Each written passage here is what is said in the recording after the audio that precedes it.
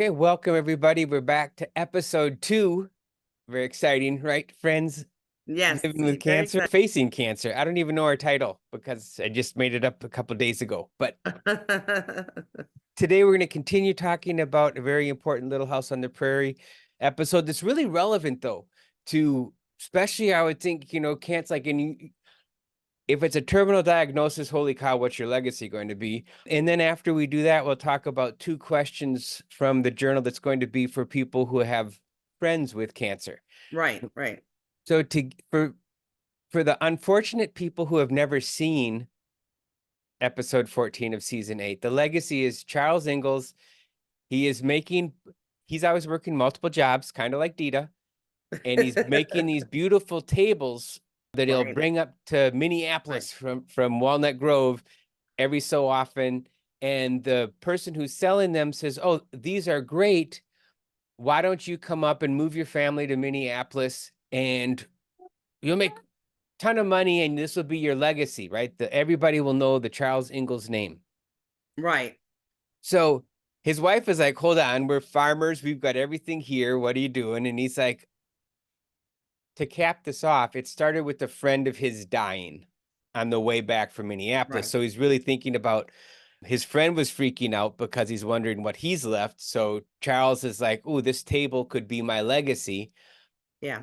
He moves to Minneapolis temporarily to try it for a few months, and everything is going well. And then a crafty furnitureman, kind of industrialist, Yes. Because of the buys one of invention of new machinery that can do this. Yeah. yeah, buys one of their tables, and he actually sort of bribes the guy to give him an earlier one because he would have had to wait a couple months to get it, brings Right. it to his factory and starts cranking them out, selling them at half price of what Right. Charles could because they're working by hand. And so at the end of it, his dream dies and he Sorry about real the baby oh crying. yeah, Hadita's doing grandma duty right now too. He talks to his friend who had moved him up to Minneapolis. They're not going to get rich, and he realizes the Good. legacy is my family. Hey, Right. big man. So that's the episode that Deita wanted me to watch, and very kindly mentioned my woodworking, which is nowhere close to the table that they made on that show, right? So for you, Deita, what I know there's that word connection, but how about for you? What struck you about the legacy in that episode and what you're going through right now? Because I believe it's because just like with Charles, when his friend was like, "Oh, I'm getting older, my kids are grown, they've moved on, it's just me and my wife. What do I have to leave behind? What is going to be my legacy?" I feel like I thought the same thing. Like, so what is my legacy going to be? What is it that people will remember me by? And like Pa on the show, in Charles Ingalls, when his thoughts were not, it goes beyond just what are my kids going to remember, because we know our family is going to remember who we are. We know our family is going to remember the things that we've done and choices we made and places we've been and built or whatever. But he even said the legacy of strangers. That was another thing that was compelling to me, because for people who want to leave a legacy, it's a legacy beyond just your immediate circle that you're looking at. That when somebody runs across your name, is that name going to have any meaning? That's what takes you down in history. That's what builds the legacy beyond the family. So I know we use the word legacy a lot now because we use it in terms of like generational or family legacies. But what makes it a legacy really is because it goes well outside of the family. Have you touched the lives of other people? Have you touched the lives of other people? Have you kissed this baby? That's what he's trying to do, open mouth. He's at that stage. But so I think even for myself, it's like, so what's my legacy? I've been teaching for all these years. So I would hope that I would have a legacy with students that will remember kindly that I remembered this person, this teacher and the impact that they had on my life. But I also know that how many teachers have I forgotten that I Mhm. have to like really think about, like what is it about some teachers that I will forever remember and some teachers I won't. So then you start to really examine and look at yourself as, was I that teacher? Am I going to be for the majority? And to be quite honest, the realization is that for the majority of my students, they probably are going to be like, I don't remember who my sixth grade science teacher was, or when I taught special ed, I don't remember who my special ed teacher was, but I remember that, I had a special ed teacher in high school, or in Mhm. an ED program that I taught. And so you do start to think, so what is my legacy going to be? And who is going to remember that legacy beyond just my kids? And so you do, at least I did. And I feel like, and just like with him, we at some point then turn around, because Paul in the episode decides that though it seemed like that was important for him to have this legacy that was beyond his family, he felt, then he went back to, my family really is my legacy. So for me, I went through that time. And now I'm at the time of, well, my family is going to be my legacy, that they'll share the stories, that so even if nobody else remembers me, my family will. And hopefully they'll have something good to say. Oh, thank you for giving me your germs. They will have something good to say, that will make other people think, oh, that person had an impact on her community. That person had an impact on her students. That person had an impact on other people, even though they may not personally know them. Because I don't know Alexander Hamilton, but he Right. has a legacy. You know what I mean? And so we've learned about him. And so hopefully in that situation, I'm not going to be in somebody's history book. I'm not trying to pretend that I'll have that kind of legacy. But I did discover that it meant more to me, especially with the latest part of my diagnosis and the tumors in the head and all of that. It meant more to me to think, will my kids will remember me? Will my son, because I only have one kid, and will my grandkids remember me? And how is that going to look that they remember me? So I'm hoping that, like, recording me reading my favorite books, you know, obviously being Little House on the Prairie, being part of what we're doing, is something that when they get old enough to understand those stories or want to hear those stories, that David will be able to say, well, listen to your Mima, because that's what they call me, listen to your Mima reading that chapter from that book, since you're reading that book. So how many books have you recorded, or how many stories have you recorded reading, or I've is that only something you want? I've only recorded two so far, because I started with books at their age group right now. So Chickaboom, the about the alphabet one, that climbing the tree. And then because that was one of them, and then the one that's for the I love you forever, you know, because those were important to me, and I did those before I went into the hospital this last time. So I hope to start doing more again, but those felt like a rush, like I need Mhm. to get something in place so that if I don't make it out of the hospital, then at least that's a start, that I'll be able to start doing that. And part of it is like my eyes, with my vision not being very good right now. Mm. I have a real limited viewing time where I can say that I could successfully be reading it. And I don't want it to sound so choppy and Mima going, I can't see what this next word is. I'm just going to make it up. And then the kids Eh, following along and going, it doesn't say that. What is she talking about? So I would say that was the legacy part was important to me. And I think for people facing death, but I also think for friends and family, when they start, just like with Paul, he wasn't facing death. It was that conversation with somebody who then ends up dying that made him start thinking about, that's right, what is my own legacy going to be? And he was nowhere near facing death. That was just being exposed to mhm. someone, and then reflecting on how his friend's family's response was to their father's death, and him then thinking, yeah, I don't want this to be what I leave. So for when I found out of basically I have two friends from the army that I've kept in contact on and off. Mhm. You and Uh-huh. Darby, Right. right? So we could, you know, we could do a bunch of talking. We could go a couple of years and start right back up where we were. Right. I didn't know you're sick.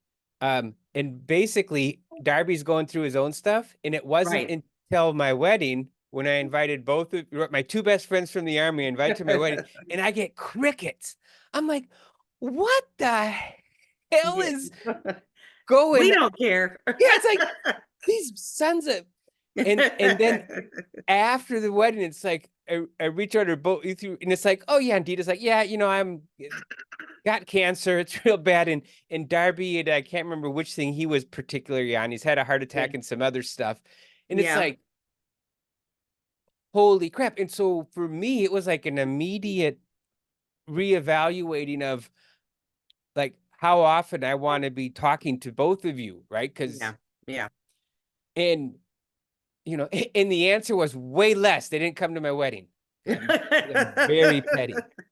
I deleted every contact, every social media connection I had, blocked them. And she found me anyways. So here we are. And the at one point, there's just been too much going on. I came down and I've interviewed you for a podcast. And when you talk about that's at some point it's going to happen. I've got a bunch of things recorded. But as a fellow teacher, I know too, most of my students, I had a teacher.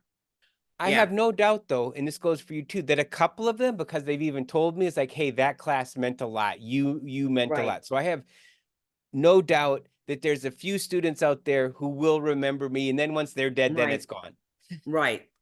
But from the stories that you've told me, right, I know that you ran into students. I know way Mhm. back into the army where you were the barracks lawyer, right, that there's going to be Yeah. women out there saying, Yeah. Dita kept me in the military when they're trying to get rid of me because I was pregnant, or Dita let me get Right. out when it helped me get out when I needed to. I mean, Right.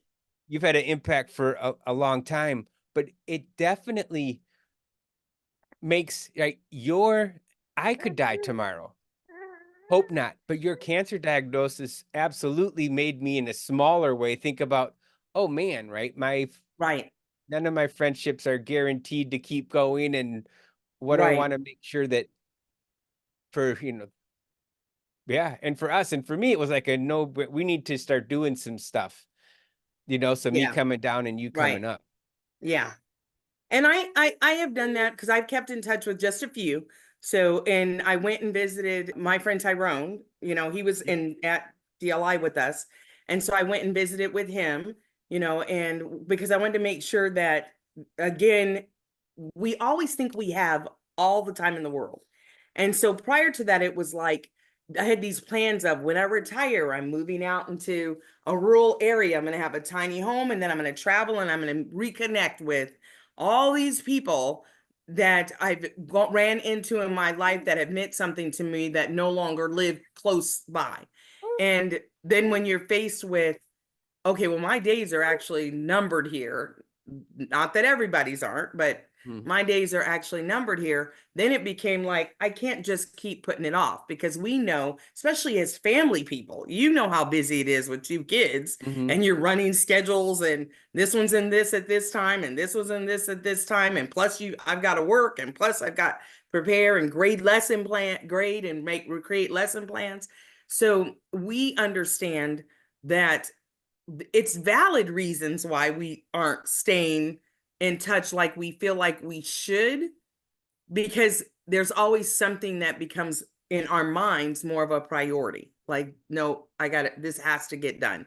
My kid has got soccer, whatever, tennis, whatever, right now, not tomorrow, not in 3 months. They have it right now, which means I can't put my kid off because I'm going to go visit other people. Right. So I think with what my plans happened was like, now it became, okay, no, my priority needs to be to reconnect. That if I actually want to spend time with the people I truly love and care about, then I need to spend time with the people I truly love and care about. Because if my days are gone, then I can't make that up. I don't want them to come to my memorial service, and that's the first time they've seen me in all this time. So, and I don't want people traveling to my memorial service unnecessarily either, you know? So I feel like for just that piece of these people are important to me, you're important to me, so then I need to make an effort too. And now I don't have the excuse of a kid that that's still in school that I'm responsible for. David's a grown man with his own Mm. family, so yeah, no, I don't have to worry about dinner on the table for him. So then I can free up some time and resources and go see this person without it impacting them saying, no, no, you free up time. You still have kids in school, but I don't. So then make sense, you know, and do what's important at that point. One So one thing that I found helpful too is like, how do you remember? I don't remember how I learned how much you like Little House on the Prairie. Did you? Was it already on your bucket? Were you telling me about your bucket list it about was on Walnut my Grove? bucket list, yeah, that I was going to go up to Minnesota because I wanted to go to Walnut Grove, you know, and I had found something online in my search for because I knew that Walnut Grove was real, and I knew that the towns around it, that Sleepy Eye and Mankato, those were real towns, but trying to truly visualize what those towns actually look like is a different story. And when I was looking up, like, well, how can I go and visit this places? That's when we found the pageant. Yeah. And that was where it started with the conversation of, well, come to Minnesota and we'll go to the pageant, you know? Yeah, and I think for anybody out there who's got their friend, for me, it was really helpful to have something like the pageant. And Yeah. it's like, oh, okay, now we've got something to plan for, right? Yes. And it's a set date. It's a weekend, right? And we pick the Right. weekend we get, and so it's like, okay, I can start getting things on my end, right? And Yep. Katie's my wife, and she's totally on board. We can start planning that stuff so it works out. The other thing Yeah. is you live maybe about 2-3 hours from my in-laws. Right. So that was nice. Like one time, and I am totally for, like, I combined a trip. I went and spent some time with Deita, and I went and spent some time with my in-laws. Right. And it's like, because why in the world not? Right. And then another time when Katie and I went down, and the Yeah. boys, we drove halfway, which Yep. now that I know about how bad your visioning getting and stuff like that, I hope it was decent when we made Yeah. you drive an hour and a half or whatever it was. But we met halfway, and you got to meet I you. think you said, I'm not going to visit you if you can't at least drive halfway. Yeah, I well, don't care. Darn it, I don't care if you can't see. that's right. It's a straight road. I'm just tired of this chemo, Yeah. that. Steve is busy. But it was really nice to just have a couple dates or a couple things planned Right. that we could do. And you sure don't need to. I think my family has got this weird gene where you have to meet to do something as opposed to meet to just hang out. Though Mhm. we have done that a couple times, which Right. has We been have. Yeah. nice. But if whatever whatever works for you, if you can just go hang out, awesome, just go hang out. If it helps to say, hey, let's do this thing, right? Yeah. That and now it's so funny because this was never planned, but I'm like, why after our last conversation, I'm like, why weren't we doing Zoom calls before? Yeah. Yeah. Isn't that funny? Yeah, I think it's generational in a sense that that's not our first we don't, that's not our first go-to, where other people would say that's younger people would say that's their first go-to, like do a FaceTime or whatever. yeah. And that we're like, if we're not in person, like what are you talking about? If it's not an actual phone call, texts or quick messages, they're not for that kind of stuff. And we just don't think about the computers now that we have the technology being a great way to connect. And I would say and I'm sure I'm not the only cancer patient that feels that way. Having something to look forward to is also another way to help pull Yeah. positivity back into your life. You have enough days of, I'm facing another appointment, or I'm facing another treatment, or I'm facing another whatever. So feeling like I've got something to look forward to so I can get through these next 2 days is nice, or these next few months, because now then I'm going to get together and laugh and have a hang out and whatever. Even if it's just hanging out is something to look forward to, when you're doing this with people that you care about and that bring you joy and happiness. So your whole family are very positive people. And so hanging out with your family, with your kids and your wife, Katie has one of the biggest smiles in the world, Yeah. and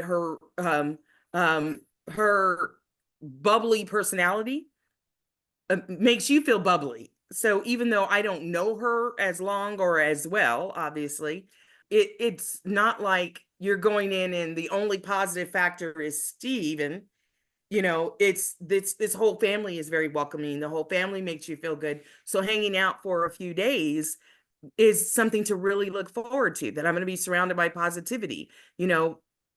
Nothing is going to, interfere with that, because everybody's such a positive person. So I think that that's nice too. And I think for most cancer patients, I think they really need, especially the more extreme their treatment is, or the more frequent their treatment is. I think that having that, what can I look forward to, can sometimes be hard, to find.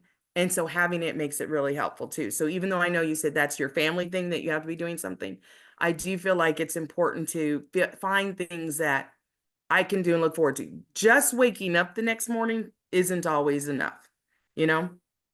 Yeah. So, Yeah. yeah. And it's not it I think there's all kinds of side things that happen, right?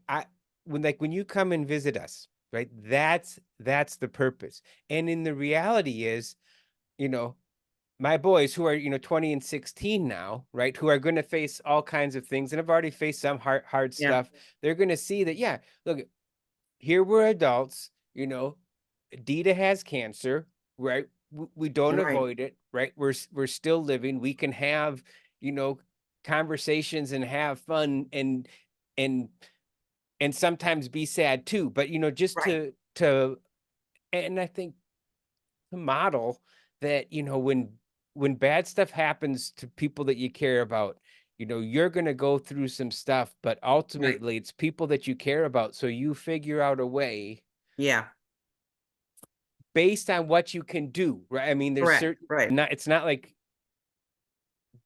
necessarily there are some things people can't do, right? Maybe the Right. distance is very big and Yep. it's Financially, they're not able to. So right. you figure it out. Yeah. But there is definitely there's all kinds of things and if figure it out on the way because what we're doing right now. I was so happy Friday after we finished talking. Yeah. It was silly. Yeah. I was like a little kid, Yeah. just because it's like it was fun to just talk and laugh and have Right. fun. And it was like right back with the beanie weenies Yeah. Right. in some of that laughter, right? Yeah. When I think about our friendship, right, we've always had some deep conversations. Yes. Always. And we've always had some really good laughs. A- Right. Right. And so to be able Yeah. to be doing that again, I think it also models for our family and those around us that relationships actually do matter, and that relationships can overcome a lot of bad times by just knowing you have these strong, in really deep relationships. So it's not a cure. It you know, doesn't fix the issue, doesn't fix the problem, regardless of the problem might be. But having somebody that you have a relationship with, that you could even talk about the problem, or talk about what you're going on in your life or your thoughts, whatever, is super important, because I know my son has always been one that has a lot of people that he's around, not a lot of relationships. And so even when he knew I was coming the first time to go fly out to see you, his only concern was that I was flying by myself and, not being in the peak of health. But he also would say, well, why do you want to fly out that far? And I'm like, because this relationship is important to me. And he never really thought about it like that, because he has a friend that he graduated with that moved to New Mexico, and he's gone to see him one time. And that was years ago, when he only had his oldest son. And so then he started thinking, why don't I? You know, Mhm. it's literally not even a day drive. It's like a 6 hour drive. And he has his own place. So even if I packed up the kids, he would be happy to see me and the kids, Mhm. you know, to go. So it's conversations that sometimes that lead to then now my son thinking about what do true relationship, friend, positive relationships look like? You know, and they don't look like necessarily somebody every day Yeah. at your house or you at their house, but they look like long term. They look like we're making efforts on both sides, you know? Yeah. How do we make this work? Yeah. And when I think when there's a cancer diagnosis too, that throws in a whole new wrinkle, and there has to be, at least for myself, was some readjustment. Like it, when do I ask Dita about how long they think you're going to live? You know, I mean, that Right, was in my, it's like, I right, don't want to, hey, thanks for picking up me at the airport. How long do you have to live? Which, and it was right, an, it's, and, right. and, I'm thinking about, how do I broach this? It's something that I want to know. It's not the most important thing, but it's Right, definitely, and right. having, how comfortable are you? And you were very comfortable, right? Talking Yeah, about mortality. And I don't think yes, everybody's going to be at the same place, right, friend or person with it. So for me, that was something I do remember, you know, being in your right. car, and Yeah, part of my head is going, okay, when's it due? Is this going to come up? Is this what right. am I? And Yeah, it wasn't for us a big deal, right. once it did. But there are certain things like, you know, and the diagnosis, what is it? Right. And you Yeah, know, what's treatment like? Because how much right, do you want to share? How much can I handle as far as right. the effects of stuff? Um, what You're was being there mean was to me, one Pop. other thing too, that's, oh yeah, like your mobility issues, Yeah, because over time, and I've yeah, seen this, your mobility is getting less, right? yes, Because of yeah, the things that's going on. Your right. vision is not to be a downer. Here's a list of things that have gotten That harder have for you, gone Dina, wrong. Yeah. as if you didn't know. But Yeah, how to address that. Like, it's been awesome when you're coming up for the second time, and luckily your mobility was great with the, but it's like, yeah, yeah, what kind of adjustments do we need to yeah, make? yeah, And those conversations, I think they have to happen. yeah, Uh, yeah. and they can And I be, think for family or friends, it's, you know, especially friends, because family tend to, and not that family is any different, but family sometimes can go two ways where they all are, everyone's in denial, you know, and that, no, you're going to be fine. You're going to yeah, be better because they know who you are. And you hear that a lot. Like, she's always been strong. She's the fighter in the family. yeah, She'll get through it, you know, or they go, oh, we're planning her funeral, you know, because she got this diagnosis, so let's just all plan right now. And even though I am a big on planning that kind of stuff, but I think friends for friends, it tends to be more of, I care about the person. I know they've always been strong, but how can I adapt, help, make things easier, not make things awkward for the person? So when I'm talking to people, like I stay especially when I have appointments in Scottsdale because of our distance, I stay with my friend Tiana. So my friend Tiana is by herself, but she has a big home and the bedrooms are all upstairs. Well, I don't do well on stairs now. yep, There was a time when stairs was fine for me, but I can no longer do the stairs. Or if I'm doing the stairs, it's literally one time. And then by the time I get up there, I have to take a break. You know what I mean? Before I hmm, could do whatever the reason was for getting up there.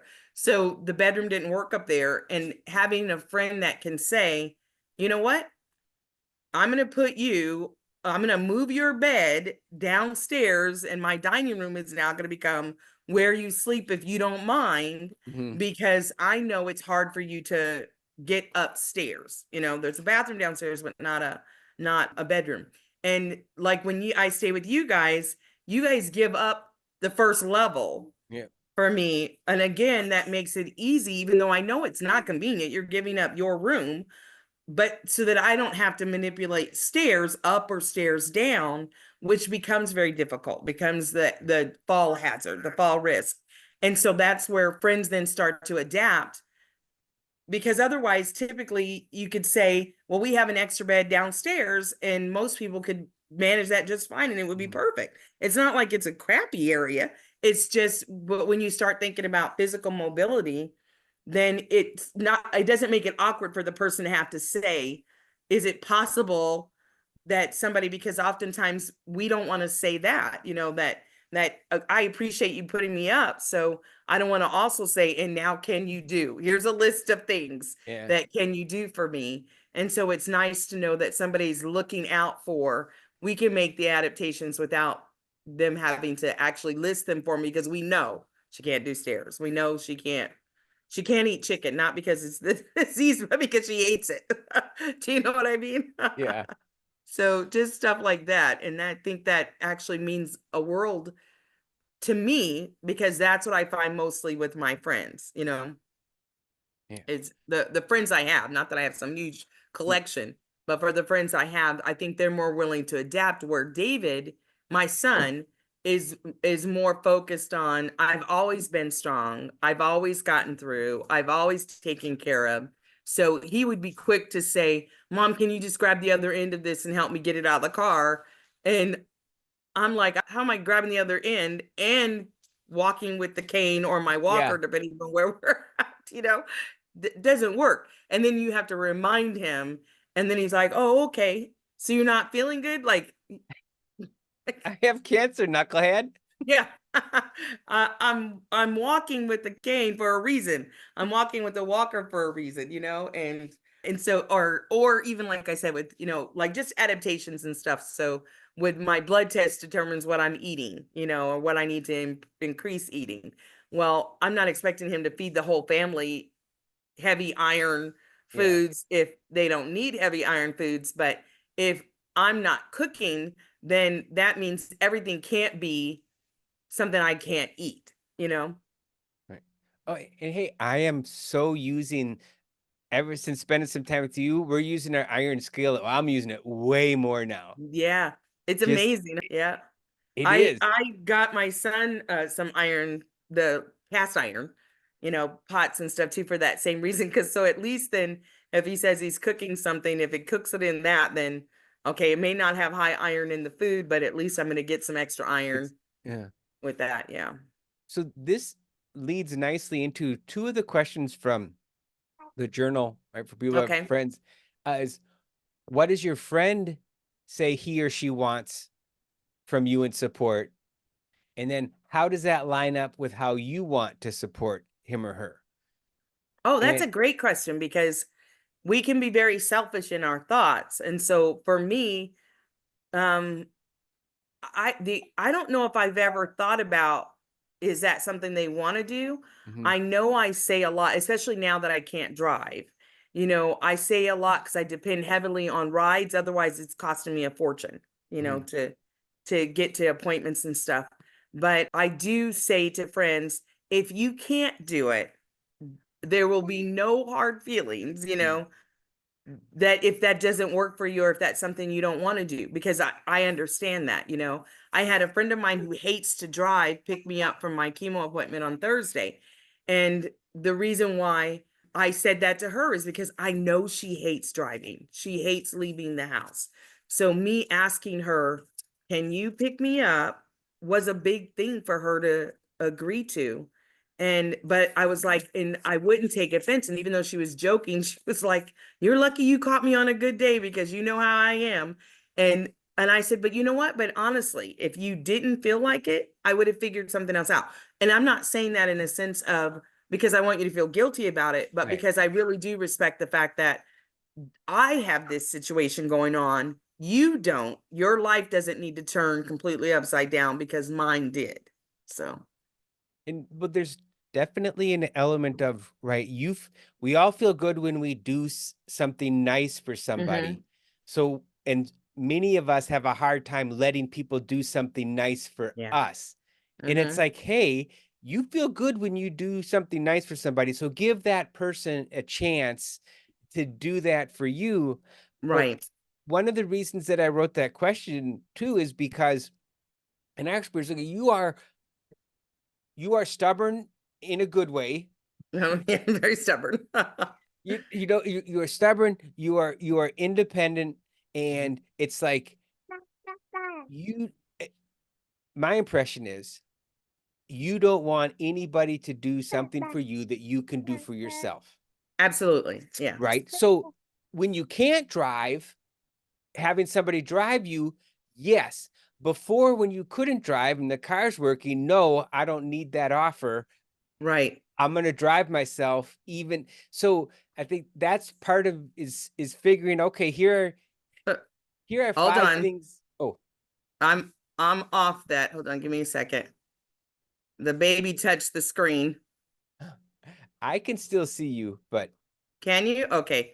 I don't see that, so let me just get back. So I'm not totally off. I don't know what he did then. Oh, there, I can see it again. Okay. okay. Well, edit that chunk out because we're Okay. professionals. Um, the, what was I saying?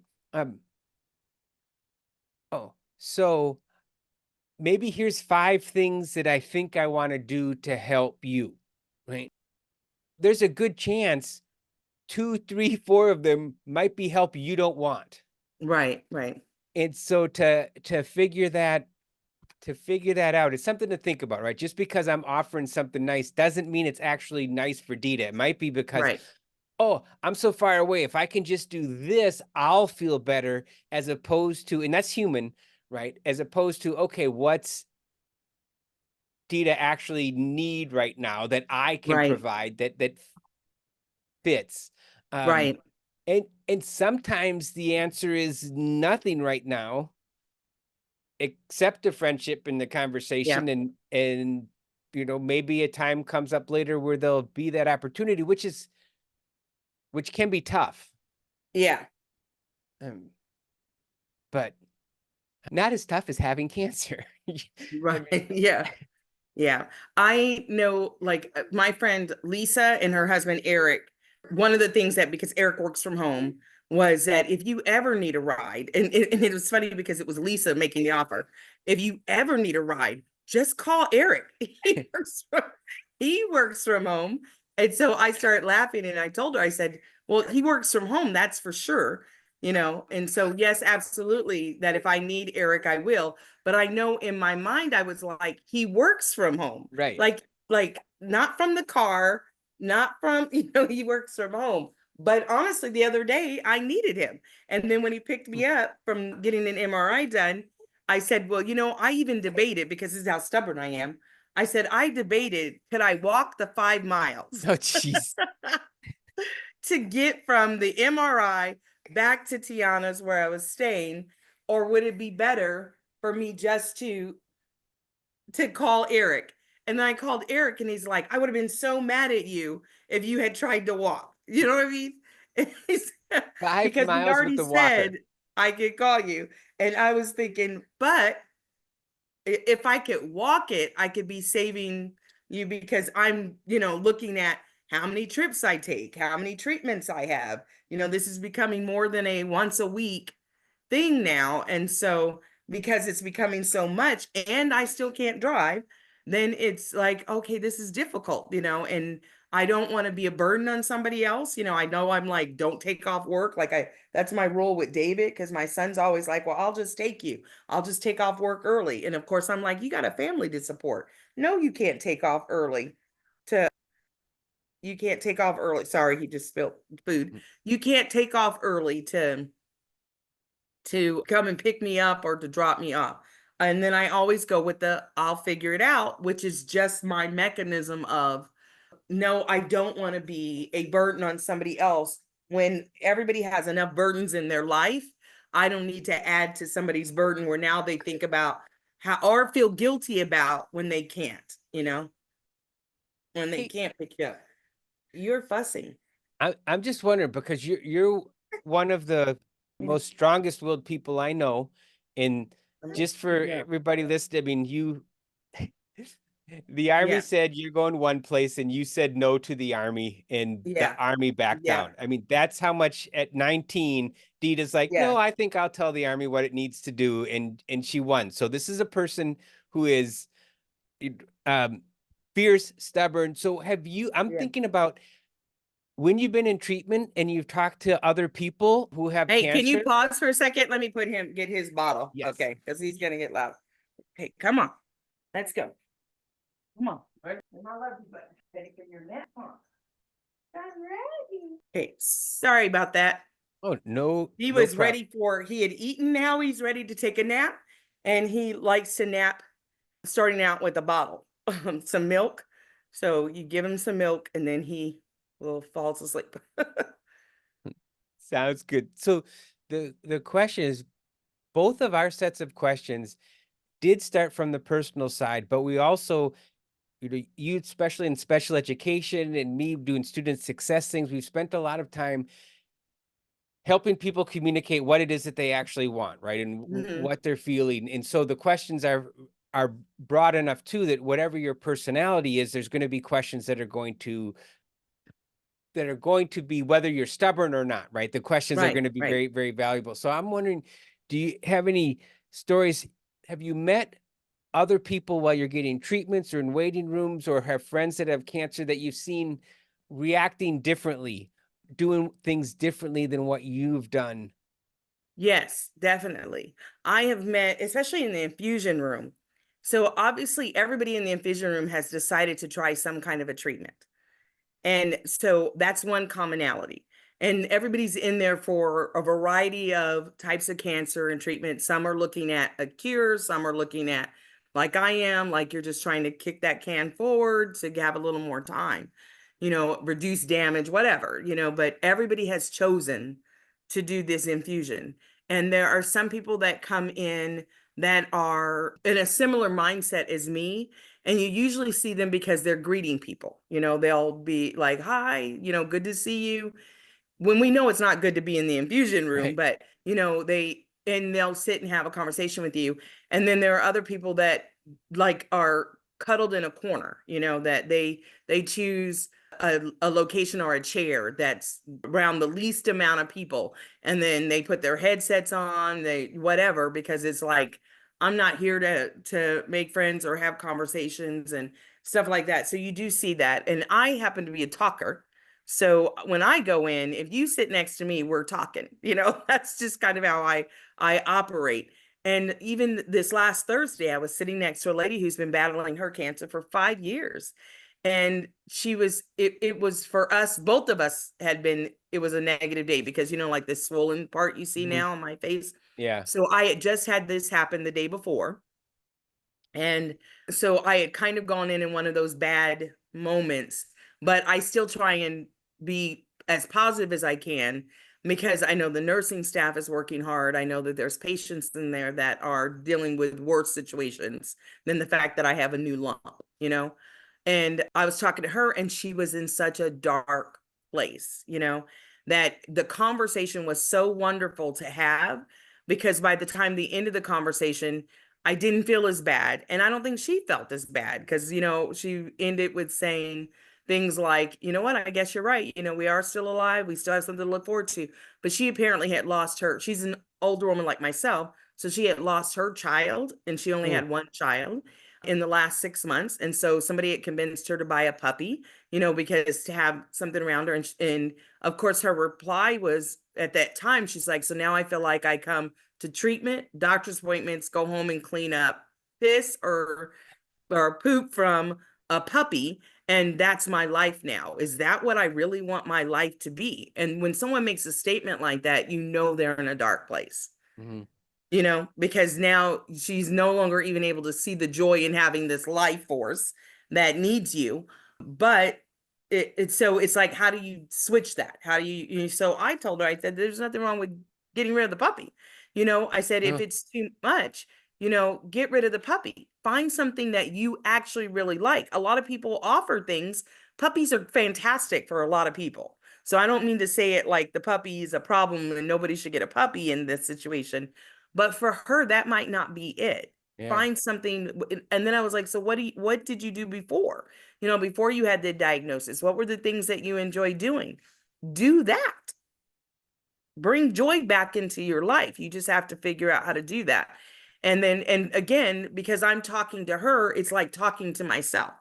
I'm hearing myself. And so in the same place of negativity where I was at the emergency room the night before and I've got this big lump now on my head and again, and facing, that, oh, that's pretty common for patients, with your diagnosis, then you're just at that point where like, I'm done. Like, I don't want to do this again. And if they say they need to open up my head one more time, I'm going to be done. And yet she's had two brains. She's going through another a tumor in her brain as well. So it's like, how can I feel bad? Do you know what I mean? Like, how can I be Yeah. so down?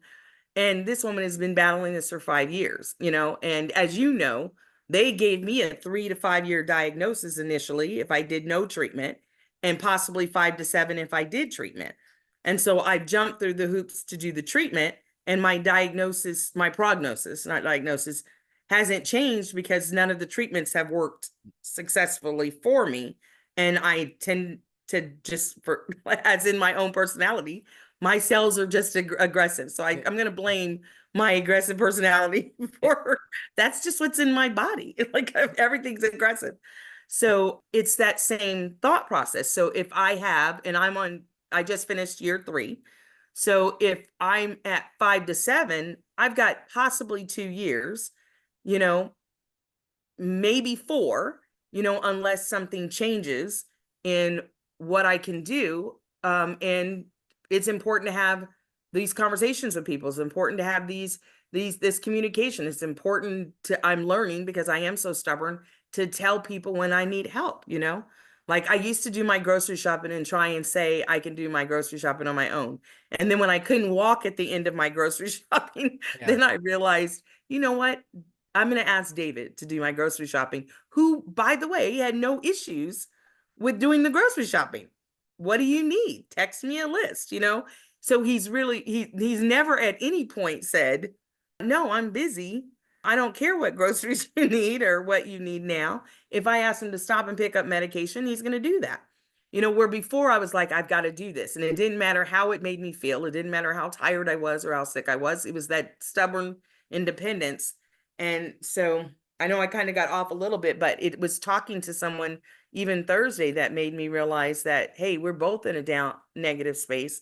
Let's get ourselves out of this negative space. Well, what I think is really great about what you said to the woman too is like, it was acknowledging that the puppy's a lot of work, and it's like, you can get rid of the puppy, Yeah, without, and not just buck up, it'll all be good, but right. here's this list of things that are getting you down, and there's the one thing you can control. And Yep. even, right, whether she gets rid of the puppy or not, just sometimes being reminded that we have some power. Yes. It's like, oh yeah, I could find a home for that Right. puppy. Or just put it outside and close the door. Now we're gonna have all these people against us, which I'm not a fan of, by the way. I'm just saying. Yeah, if you do Dita and her son's proclivity, right, for saving Right. animals, especially David. Right. Any animal. Somebody doesn't want it, I'll take it. Yes. But having that, not just, Yeah. right, if somebody's down,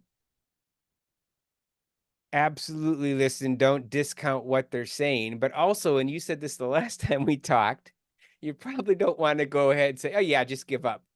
It's Yeah. terrible. Right. Right. But to be Pollyanna can be probably, I bet you that can great. Yes. At some point, you don't want to always hear, which is what sometimes family does, you'll be fine. No, I know you're going to be healed. You don't want to hear that, because I don't know if that's true or not when the doctors and all these professionals are saying it's not. I'm not trying to say miracles don't happen, because I do believe miracles do happen. I just know I can't be the person that is counting on miracles and letting time go by, and the things that are important to me don't happen because I'm waiting on that miracle. Because the answer for me, because of my own belief system, could be no, Dita. This is the tale you have to tell. Do you know what I mean? This is the road you're going to walk. And oftentimes we don't want to hear no. So I can pray, I can meditate, I can do whatever, saying, please heal me. And the answer, just like we tell our little kids, sometimes the answer is just no. Yeah. That I'm sorry. That's just not how it's going to work out for you.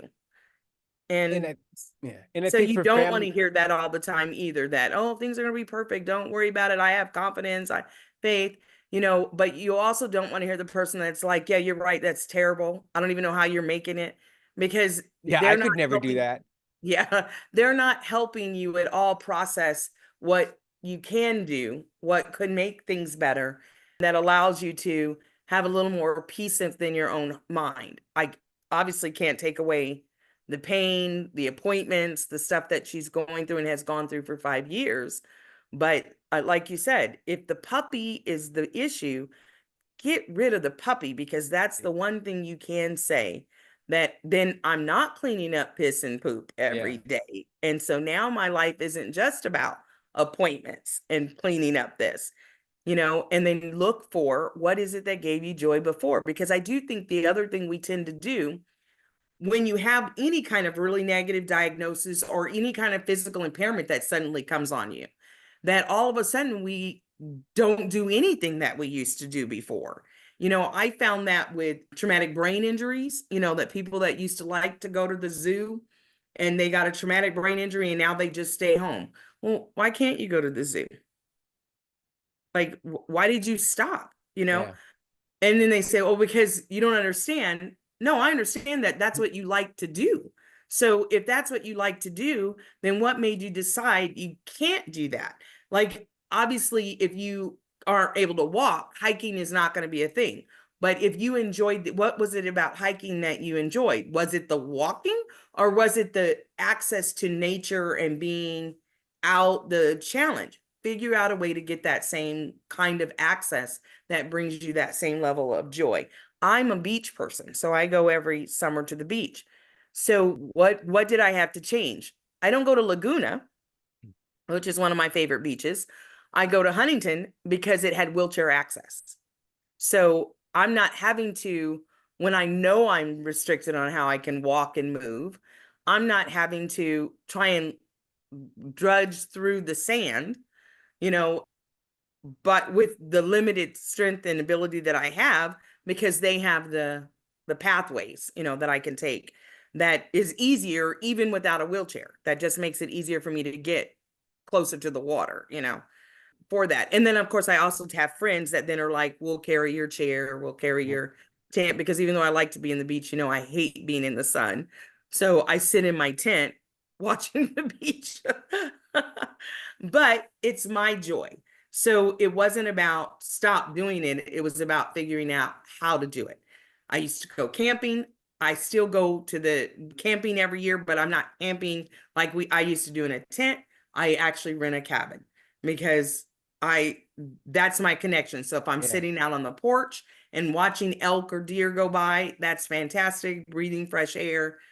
It wasn't a stop doing it. It was, you can't do it the same way.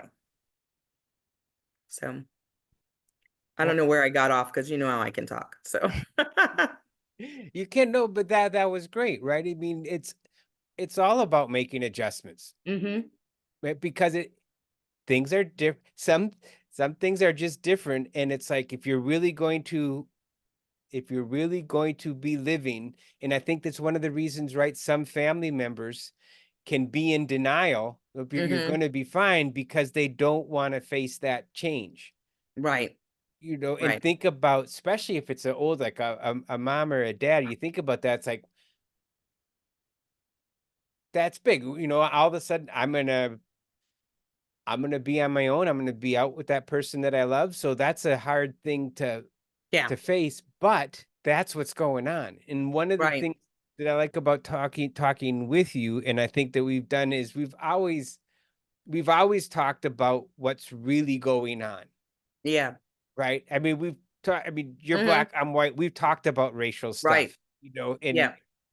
we talk about your cancer, and we don't, you know, dwell on those things, but it's like, Right. okay, wait, that's going on. That's something come up. We're both educators. How is that showing up Right. in the classroom? Right. And we can talk about it and commiserate and have Yeah. different ideas. Being a Um, parent, we've talked about that. The struggles and trials, we love it, but the trials of being a parent, because that in itself can be stressful and a oh, struggle when you're trying to